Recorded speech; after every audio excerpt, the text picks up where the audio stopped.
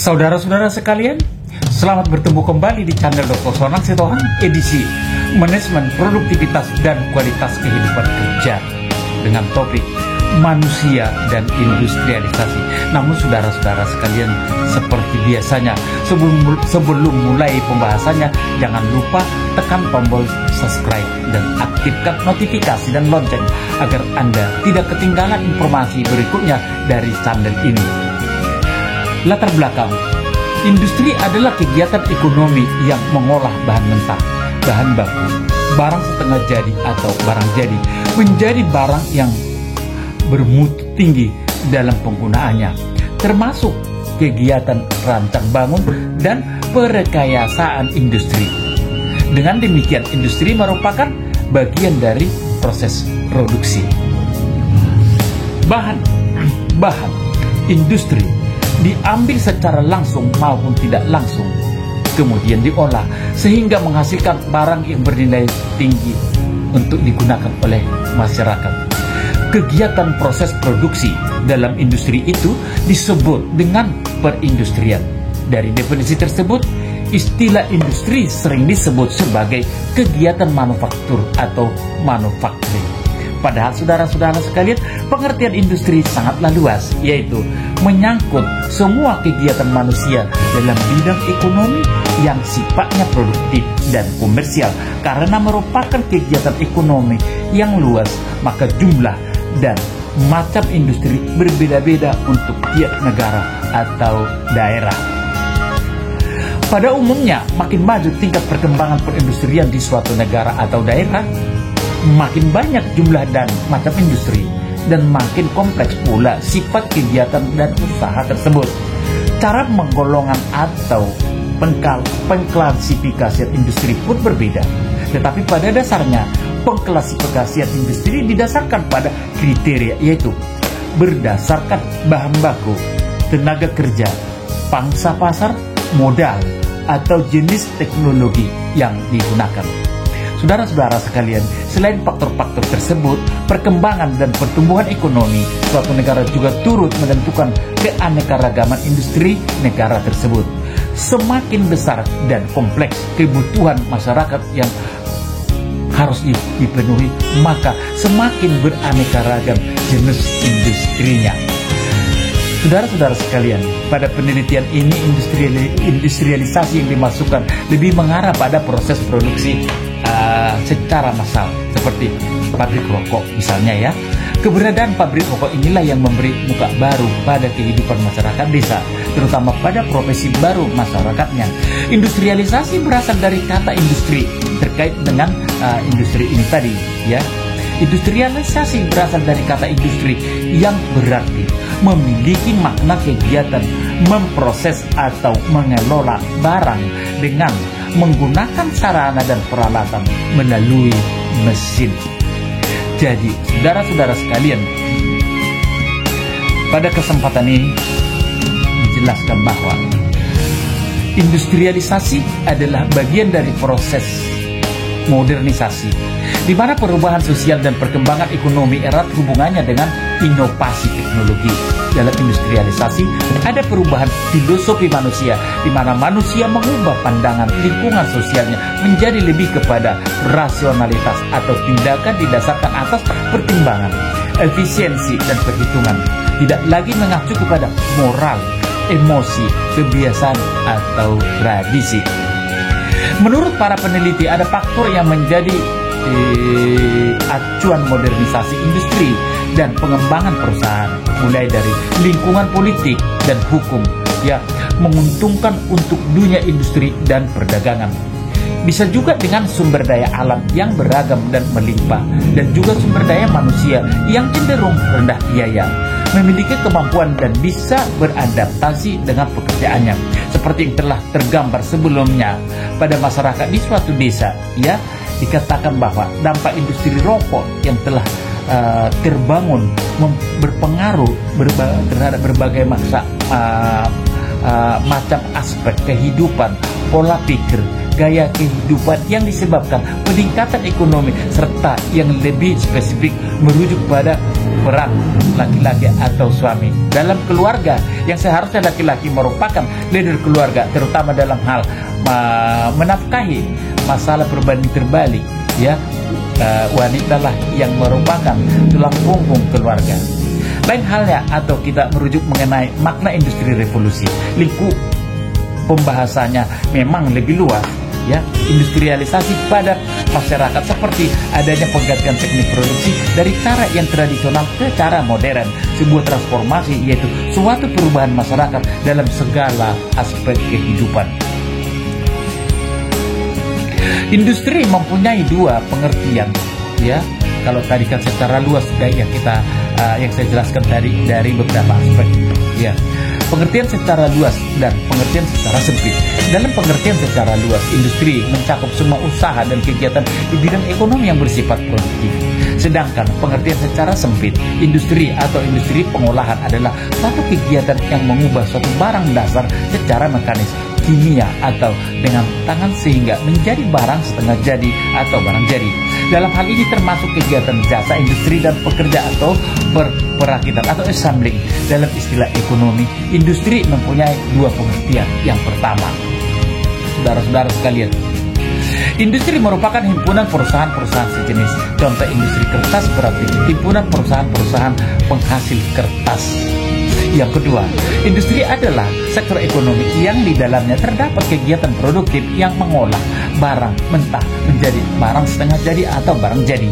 Dalam pengertian kedua, kata industri sering disebut sektor industri pengolahan atau manufaktur, yaitu salah satu faktor produksi atau lapangan usaha dengan perhitungan pendapatan nasional menurut pendekatan produksi. Nah, saudara-saudara sekalian, dapat kita simpulkan industri adalah suatu unit atau kesatuan produk yang terletak pada suatu tempat tertentu yang meletakkan kegiatan untuk mengubah barang-barang secara mekanis atau kimia sehingga menjadi barang atau produk yang sifatnya lebih dekat pada konsumen terakhir, termasuk di sini memasang bagian dari suatu barang atau assembling. Saudara-saudara sekalian, terkait dengan judul kita tadi, perbandingan antara manusia dan mesin, jelas mesti sudah tahu, ya, pastilah berbeda manusia vs mesin. Semua orang tahu bahwa manusia dan mesin berbeda. Mesin adalah ciptaan manusia dan diciptakan untuk mempermudah pekerjaan mereka. Manusia bergantung lebih pada mesin untuk hal-hal sehari mereka. Mesin telah menciptakan sebuah revolusi dan tidak ada manusia yang bisa memikirkan hidup tanpa mesin. Mesin hanya perangkat yang terdiri dari bahagian yang berbeda dan digunakan untuk melakukan fungsi yang berbeda. Mereka tidak memiliki kehidupan karena mereka mekanis. Di sisi lain, manusia terbuat dari daging dan darah. Hidup tidak hanya mekanis untuk manusia. Saudara-saudara sekalian, manusia memiliki perasaan dan emosi, dan mereka bisa mengekspresikan emosi ini. Kebahagiaan dan kesedihan adalah bahagian dari kehidupan seseorang. Di sisi lain, mesin tidak memiliki perasaan dan emosi. Mereka hanya bekerja sesuai rincian yang dimasukkan ke dalam otak mekanis mereka. Manusia memiliki kemampuan untuk memahami situasi dan berperilaku sesuai. Sebaliknya, mesin tidak memiliki kemampuan ini.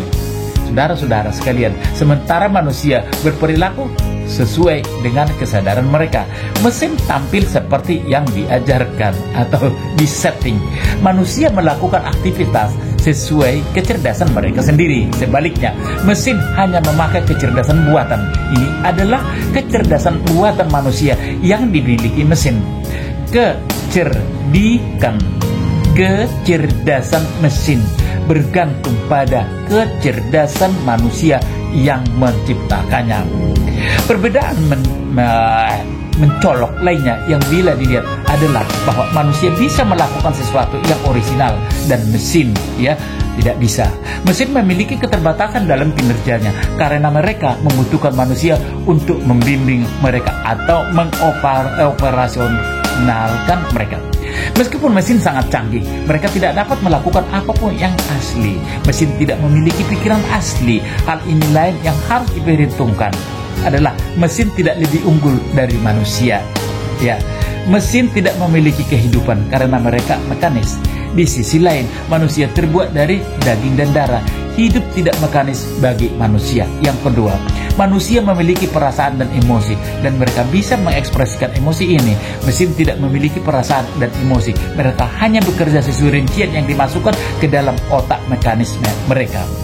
Manusia bisa melakukan sesuatu yang original dan mesin tidak bisa. Yang keempat, manusia memiliki kemampuan untuk memahami situasi dan berperilaku sesuai. Sebaliknya, mesin tidak memiliki kemampuan ini. Yang kelima, sementara manusia berperilaku sesuai kesadaran mereka, mesin hanya tampil seperti yang diajarkan. Yang keenam, saudara-saudara sekalian, manusia melakukan aktivitas sesuai kecerdasan mereka sendiri. Sebaliknya, mesin hanya memiliki kecerdasan buatan. Hasil kerja karyawan. Secara umum terdapat 4 sistem atau metode penilaian kinerja karyawan. Tentunya ini tadi berarah semua tadi kita akan membahas tentang perbedaan manusia dan industrialisasi, ya. Memang ini karena keterbatasan waktu, hanya terbatas penyampaian yang akan kami lakukan. Pertama adalah behavior evaluation system atau penilaian kinerja yang didasarkan atas penilaian tingkah laku. Kedua, personal atau performance appraisal system atau penilaian kinerja yang dirasakan atas ciri dan sifat individu karyawan. Ketiga, result ya, oriented appraisal system atau penilaian kinerja berdasarkan hasil kerja. Dan yang keempat, saudara-saudara sekalian, contingency appraisal system atau penilaian kinerja atas dasar kombinasi berupa unsur, ciri, sifat, tingkah laku, dan hasil kerja. Contoh penilaian kerja karyawan sebenarnya mudah ditemukan pada perusahaan yang sudah settle secara manajemen, dan masing-masing perusahaan memiliki metode penilaian kinerja tersendiri, tidak sama. Artinya setiap perusahaan memiliki cara atau metode dalam melihat kinerja.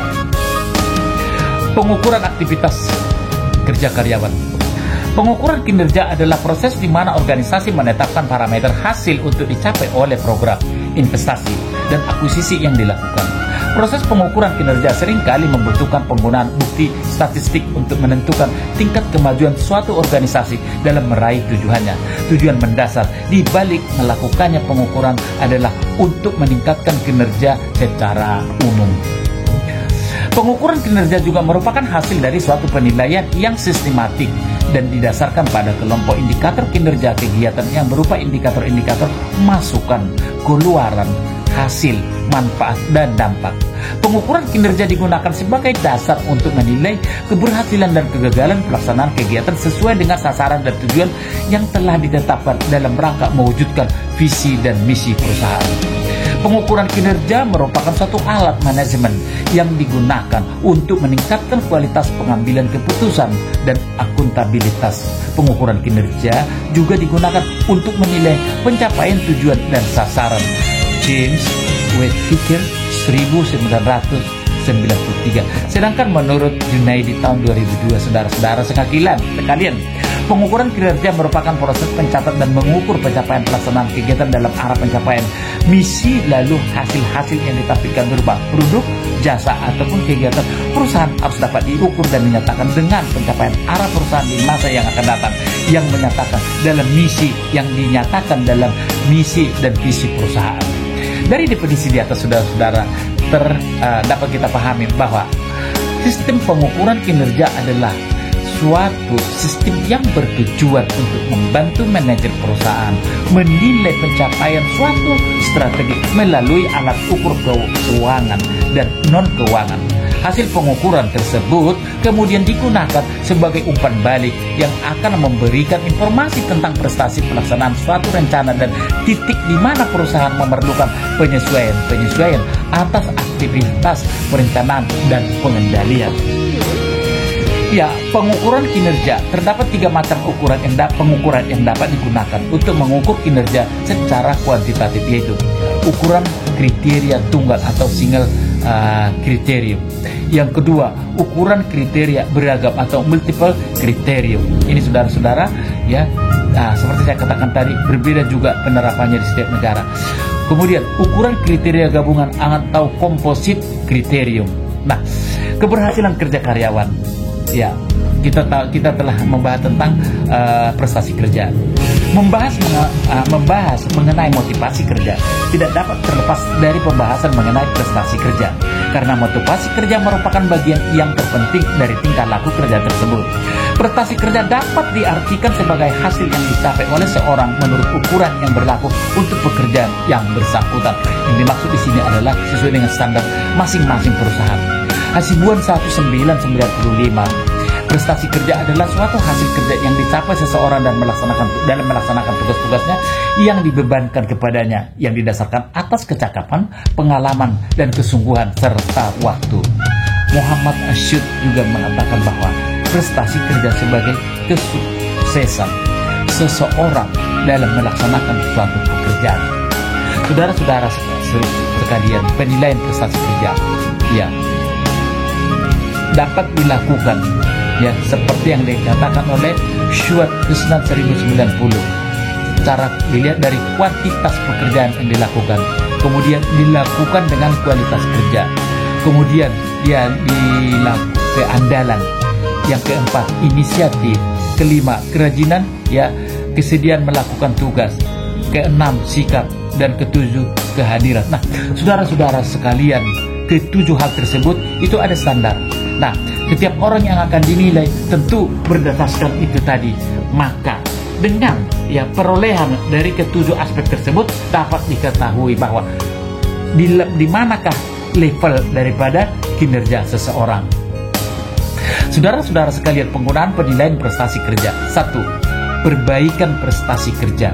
Yang kedua, penyesuaian kompensasi. Yang ketiga, keputusan penempatan.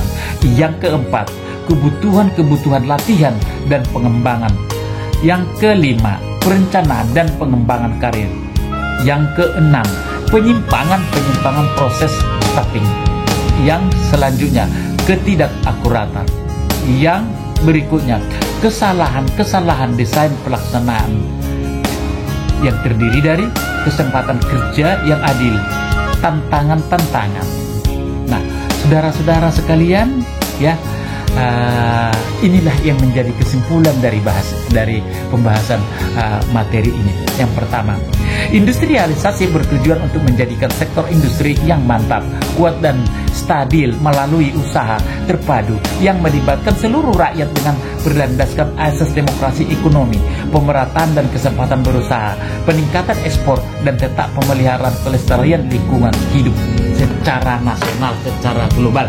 Tentunya jika untuk individu perusahaan itu akan bisa terlihat.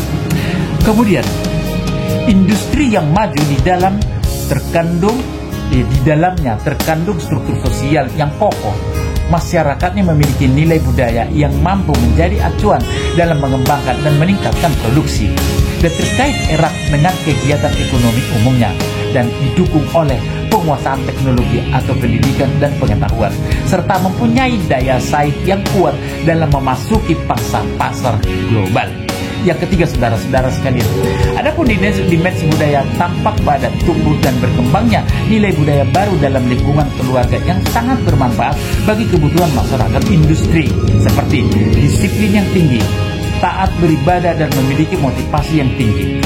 Fenomena selanjutnya, perubahan dari sikap dan tingkah laku dogmatik dengan adat istiadat tradisional yang kuat, konsumtif, dan kekerabatan yang tinggi akibat banyaknya waktu luang pada masyarakat agraris, kemudian menjadi sikap dan tingkah laku yang rasional.